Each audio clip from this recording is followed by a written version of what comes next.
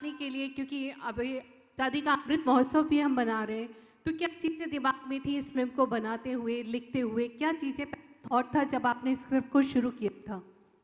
मैं कुछ शब्द सुन पाया हूँ, कुछ नहीं सुन पाया हूँ, लेकिन मैं आपके प्रश्न का आशय समझ गया हूँ कि इन 18 वर्षों में मेरे दिमाग में क्या चल रहा था। ये 18 साल स्क्रिप्ट आपके साथ थी, उस स्क्रिप्ट को जी पाना आपके लिए कितना मुश्किल था, इतना टाइम लग रहा था, और वो पहला पॉइंट क्या था जिसने आपको पृथ्वीराज लिखने के लिए सोचा आपने ये फिल्म बनाना बहुत ज़रूरी है और आज के दौर में?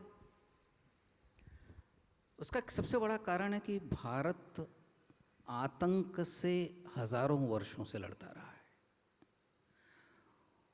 और आतंक से लड़ने की भारत की शुरुआत 712 या 715, जब पहली बार 17 साल के एक लड़के मोहम्मद बिन कासिम ने भारत पर हमला किया था।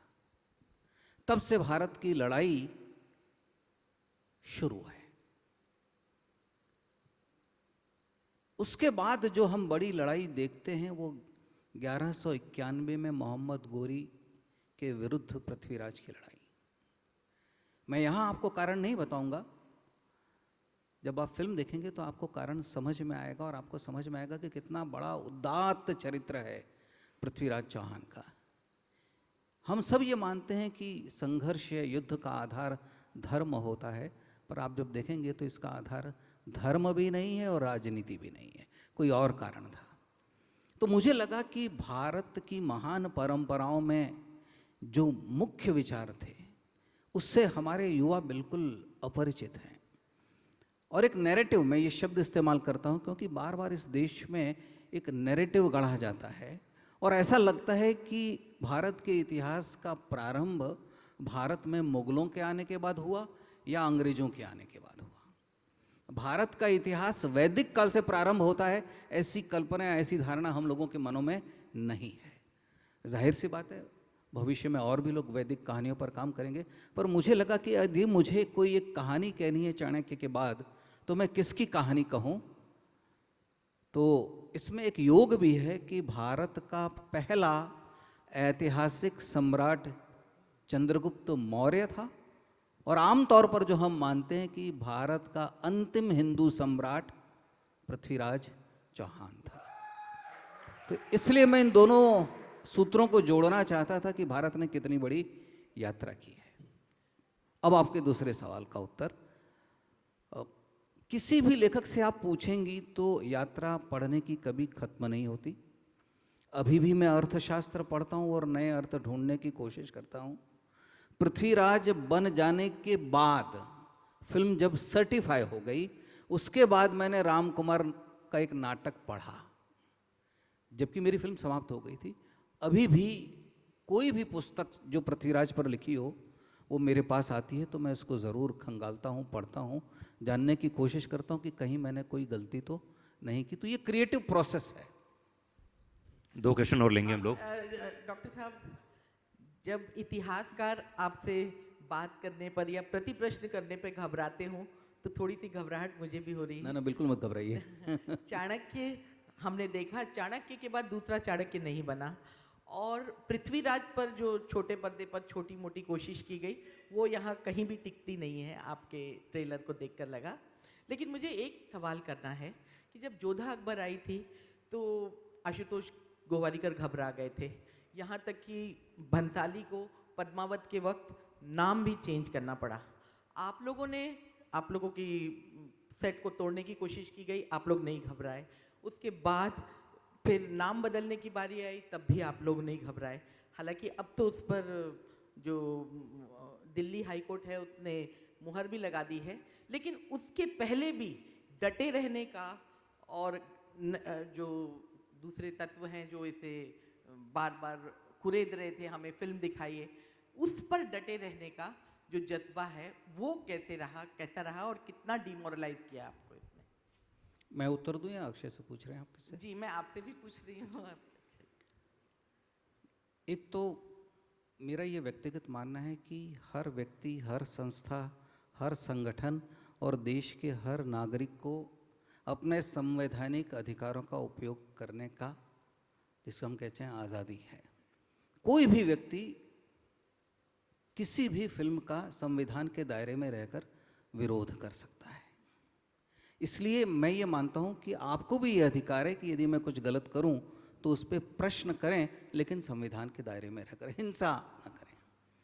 दूसरी बात जिनकी आप बात कर रहे हैं वे एक सामाजिक संगठन हैं और वे कोशिश कर रहे हैं कि भारत के इतिहास के साथ छेड़छाड़ न हो। आप उसे ये ना समझें कि मैं उसे कोई स्वीकृति दे रहा हूँ। मेरा ये मानना है कि समाज में आप हर दिन देखते हैं, चाहे ट्विटर हो, टेलीविज़न हो, हर विषय को लेकर विवाद होता है। हम लोगों की जो मंशा थी कि हम पृथ्वीराज की स्मृति को हमारी श्रद्धांजलि दे रहे हैं। भारत के एक महान सपूत की कहानी जो पिछले कुछ वर्षों में नहीं बनी है, आपको जानकर शायद आश्चर्य नहीं होना चाहिए कि स्वर्गीय एम.जी. रामचंद्रन ने भी पृथ्वीराज की भूमिका निभाई है, तमिल में भी बनी। एक ऐसा चरित्र जो राष्ट्रीय चरित्र है, जिसको कश्मीर से लेकर कन्याकुमारी तक लोगों ने भारत के महान योद्धा के तौर पर स्वीकार किया। और योद्धा तो उनका एक गुण था, दूसरे गुण भी आप फिल्म में देखेंगे। ऐसे व्यक्ति पर कोई एक निर्माता, कोई एक प्रसिद्ध अभिनेता क्यों ऐसा कोई काम करेगा जिससे समाज में उसका विरोध हो। दूसरा जो टाइटल को लेकर, शीर्षक को लेकर मतभेद था, विवाद भी मैं नहीं कहता हूँ, मतभेद था कि उन्हें किस नाम से संबोधित किया जाना चाहिए। तो श्री आदित्य ने भी मुझे पूछा कि इसमें किसी परिवर्तन की गुंजाइश है, तो मैंने कहा कि भारत की लेखन परंपरा में सम्राट पृथ्वीराज चौहान पर जो पहली कृति हम मानते हैं, महाकाव्य पृथ्वीराज रासो, उसमें भी सम्राट नहीं लिखा है। दूसरी जो कृति है पृथ्वीराज विजयम, जयनक, जैसे चंदबरदाई उनके कोर्ट पोएट हैं, उसी तरह से जयनक भी उनके कोर्ट पोएट हैं जो कश्मीर से थे। उन्होंने भी पृथ्वीराज विजयम नामक काव्य लिखा।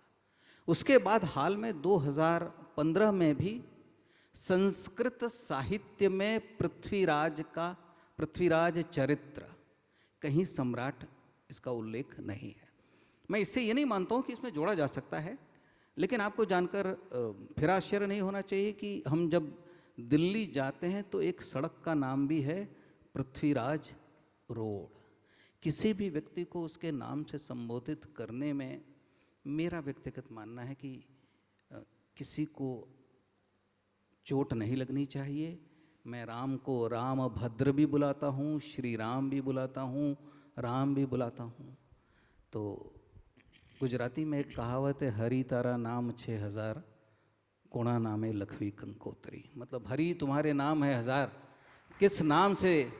तो पृथ्वी तुम्हारे नाम कई है। पृथ्वीराज आपने सुना होगा, रासों में पृथ्वीराज को पृथ्वीराज भी कहा गया है। तो एक ऐसे पराक्रमी को आप जिस नाम से पुकारें, स्नेह से पुकारें, मुझे लगता है समाज को उसे स्वीकार करना चाहिए। और हमारे ये भाई जिनके मन में अभी किसी प्रकार की शंकाएं, मैं विरोध भी शब्द नहीं कहता हूँ, उनके मन में शंकाएं हैं, जब वे फिल्म देखेंगे मुझे लगता है उन्हें संतोष होगा और वे हमारे काम में सहायक होंगे। एक लास्ट क्वेश्चन लेते हैं। अक्षय जी, एक लास्ट क्वेश्चन। हाँ जी सर। कौन बोल रहे हैं? ये आपके ठीक सामने। हाँ, नाम। अरुण कुमार। हाँ जी। अक्षय जी, फिल्म पृथ्वीराज शूट करते वक्त आपको कभी ऐसा लगा 42 डेज में कि इनकी ये क्वालिटी मुझसे मिलती जुलती है? आपको कभी ऐसा लगा पृथ्वीराज चौहान की फिल्म शूट करते वक्त? इसके बारे में भी मैं डॉक्टर साहब से कहूँगा। डॉक्टर साहब ने कहानी लिखी है। डॉक्टर साहब, आप मुझे 3-4 साल से अब तो जानते हो, तो आपको लगता है कुछ क्या समानता है पृथ्वीराज में? क्या समानता है? मैं ये अभिनेता वो होता है जो पर काया प्रवेश, दूसरे की काया में प्रवेश कर जाता है। और अक्षय को मैं कई बार कहता हूँ, अक्षय बालक है, मन से बच्चा है। उसने इतने सवाल मुझसे किए कि बाद में मुझे उनके सवालों से बचने के लिए षड्यंत्र करने पड़े थे। लेकिन अब मैं आता हूँ आपके सवाल पर कि उनमें कौन सी समानताएं हैं। समानताओं का प्रश्न छोड़ दीजिए, उत्तर ये है कि समर्पण है कि नहीं है। पृथ्वीराज के प्रति उनका समर्पण 100% था। वो ये जानते थे कि उनके कंधों पर एक बहुत बड़ी जिम्मेदारी श्री आदित्य चोपड़ा ने दी है कि उन्हें एक ऐसे महान वीर योद्धा की भूमिका करनी है जो भारत की स्मृतियों में जीवित है, हर भारतीय के मन में, जिसके लिए सम्मान है। इसलिए मुझसे कोई चूक न हो। आपको जानकर हैरानी होगी कि उनके लिए हमने एक विशेष म्यूज़िक रिकॉर्ड किया था कि जब भी वो अपनी वैनिटी से सेट तक आते थे तब तक हम लोग वो स्वर, वो संगीत बजाते थे, ताकि वो तब तक आते आते अपने सारे इस संसार को छोड़ दें और पृथ्वीराज के संसार में आ जाएं।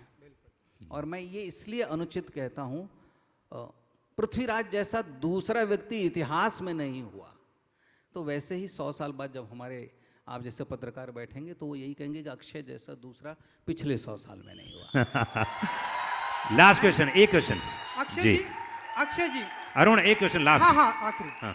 अक्षय जी, आपने बताया कि स्कूल के सारे बच्चों को ये फिल्म देखनी चाहिए। आपके ठीक सामने मैं चाहता हूँ कि सारी दुनिया ये फिल्म देखे, लेकिन जो आपके सबसे करीबी दोस्त हैं हमारे कंट्री के प्राइम मिनिस्टर जी, उनको दिखाना चाहेंगे आप ये फिल्म थिएटर में रिलीज होने से पहले? जी मैं क्या दिखाना चाहूँगा, अगर उनको देखना होगा वो अपने आप ही देख लेंगे, मैं कौन होता हूँ दिखाने वाला।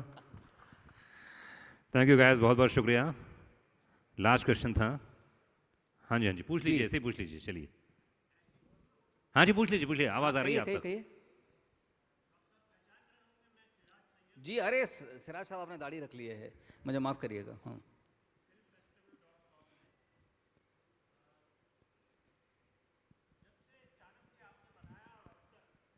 ले लीजिए।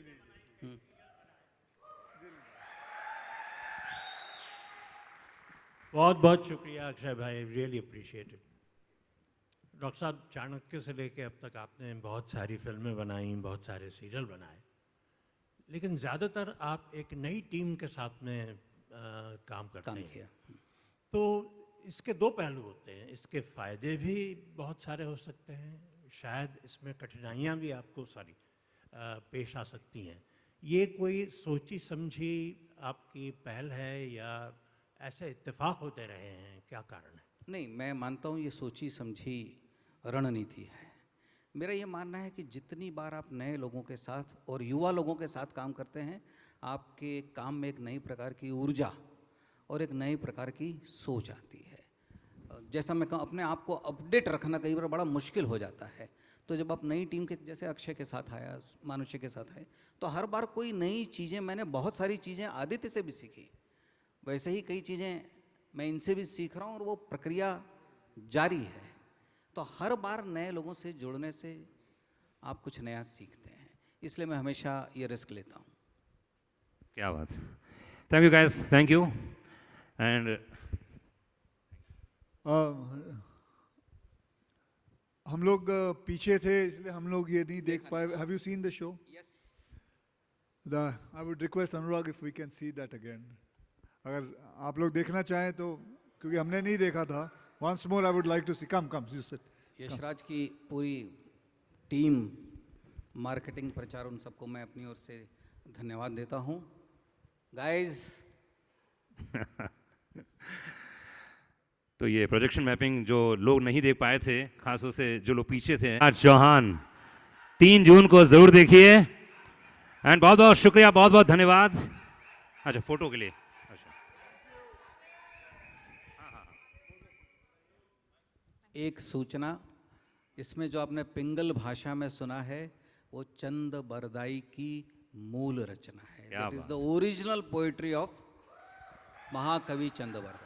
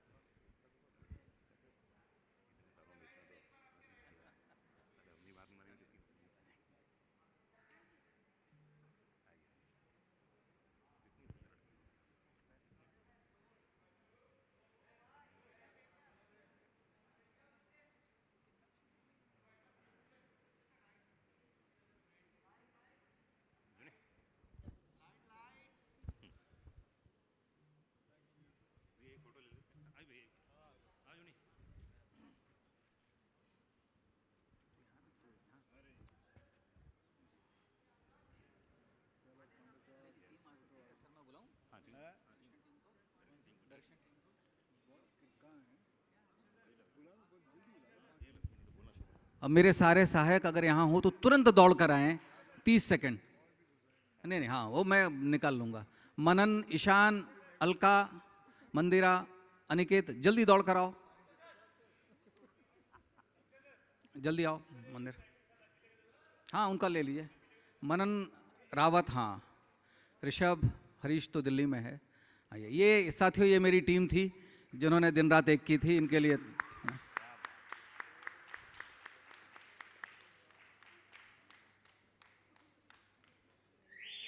हाँ यस।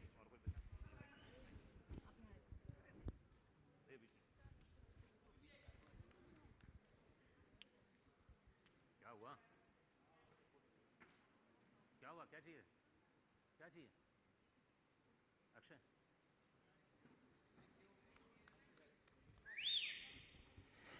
Thank you guys. भाई प्रीति भोज का आयोजन किया गया है, राजस्थानी खाना है, बढ़िया खा के जाइएगा आप लोग जितने लोग हैं यहाँ पर, और आप लोगों की पसंद का खाना है। Oh my God.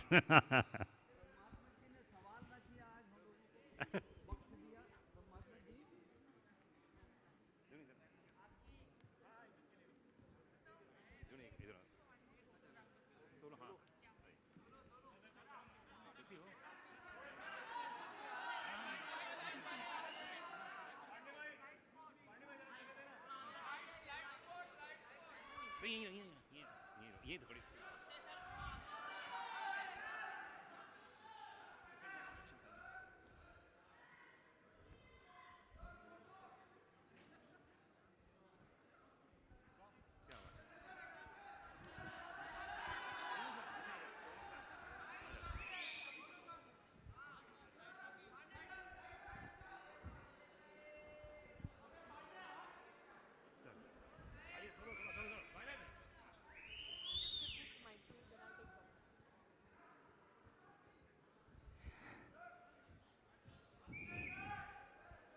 अक्षय भाई ऊपर वो दिखा रहे हैं, वो लोग दिखा रहे हैं। अच्छा अच्छा, थैंक यू गाइस, बहुत बहुत शुक्रिया, thank you, will see you soon. Fever FM के जितने फैंस हैं, अक्षय कुमार फैंस को एक बार फिर से थैंक यू, बहुत बहुत शुक्रिया अनुराग पांडे की ओर से। और हम लोग 3 जून को मिल रहे हैं सम्राट पृथ्वीराज चौहान फिल्म देखने के लिए। थैंक यू गाइस, बहुत बहुत शुक्रिया, थैंक यू।